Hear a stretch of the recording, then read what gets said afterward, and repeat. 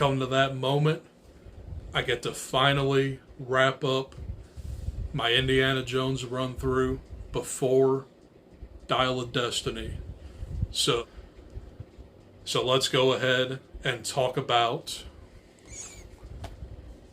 Indiana Jones and the Kingdom of the Crystal Skull.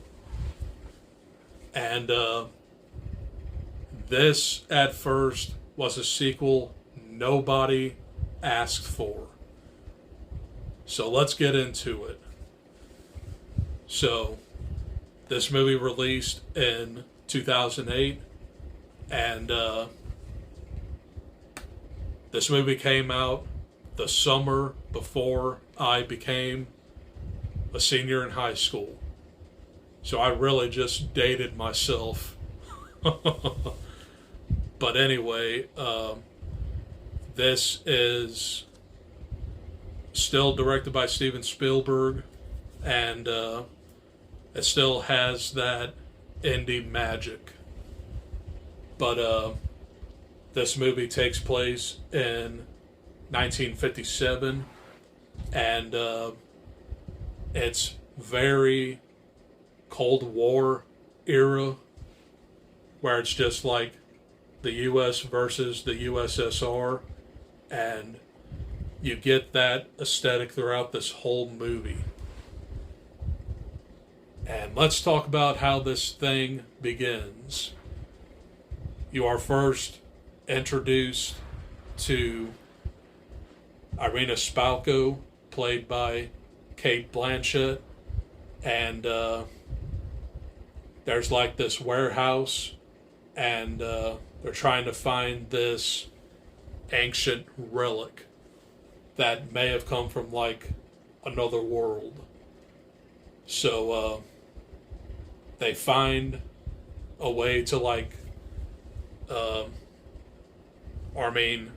they try to figure out a way to find this relic. Turns out Indy knows how to get to it. It's magnetized, and they just have to like use gunpowder. And yeah. But Indy is also accompanied by Mac, which is kind of like a triple agent in this movie. He plays for Indy, but he also plays for the Russians. But then he goes back to the Russians. But yeah, that's his character. It's a pretty dry companion and kind of forgettable. But the warehouse scene happens, and it's a pretty exciting scene where Indy just tries to not let the bad guys escape with the cargo, but they ultimately get away, and then he's forced to go into like this fake town that happens to be part of a nuclear test. And what does he do? Get inside a refrigerator and get blasted, and he rolls out unscathed. That would have never happened in real life. But it's a very silly beginning. But as this movie progresses, you meet his new companion, Mutt, played by Shia LaBeouf. And there's a secret between both of them in this movie. Turns out Mutt is Indy's long-lost son that was born by Marion Ravenwood, which, thank God, Marion Ravenwood is back in this film, because she is by far the best Indy girl, and she is the original Indy girl. But Indy needs to find out more about the relic he's after in this movie. So Mutt tells him that a professor of his, Harold Oxley, I want to say, yeah, he was like a world culture professor or something, and he knew everything there is to know about this relic, which is a crystal skull from, I want to say, Anathor or something. I'm gonna have to look. Akator, yeah, Akator, Akator. There it is. But Akator was basically some extraterrestrial being that helped civilize the Mayan civilization.